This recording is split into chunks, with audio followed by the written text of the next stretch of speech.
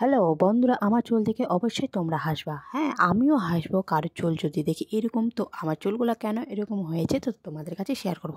আর তোমরা যদি চুলের সম্বন্ধে জেনে থাকো তাহলে অবশ্যই কমেন্ট করে বলবা।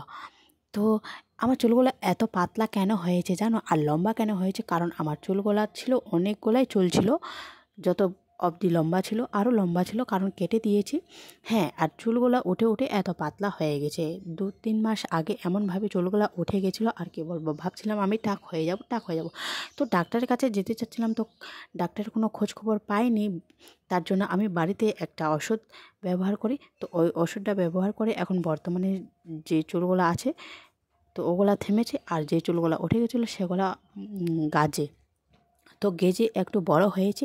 আর যেখান থেকে বড় হয়েছে সেখান থেকে দেখতেই পাচ্ছ ঘন ঘন ভাব, আর যেখান থেকে বড় হয়নি সেখানে দেখতেই পাচ্ছ পাতলা, অনেকটা পাতলা। তো আর কি বলবো তোমাদেরকে। আর হ্যাঁ, আমি দিদির বাড়িতে গিয়ে আমার চুলগুলোরও অবস্থা এত খারাপ হয়ে গেছে, আর মুখেরও অবস্থা এত খারাপ হয়ে গেছে, আর কি বলবো।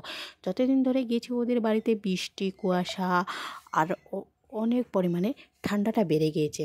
মনে হয় আমি ওদের বাড়িতে গিয়ে সমস্যাটা বেড়ে গেছে। তো ওদের বাড়িতে গিয়ে আমার চুলের অবস্থা আরও খারাপ হয়ে গেছে, কারণ 1 সপ্তাহ ধরে শ্যাম্পু মাখতে পারিনি তার জন্য। তো কালকে বাড়ি এসেছি, তাই আজকে আমি শ্যাম্পু দিয়ে মাখলাম আর ওই ওষুধটা ব্যবহার করলাম। তো যাই হোক, তোমরা যদি চুলের সম্বন্ধে জেনে থাকো তো অবশ্যই কমেন্ট করবো। আর হ্যাঁ, আমি সোয়েটারটা কেন পরে নিয়েছি জানো? কারণ একটু একটু ঠান্ডা ঠান্ডা ভাব করছে তাই পরে নিয়েছি। কারণ হ্যাঁ, এখনও সন্ধ্যা হয়নি,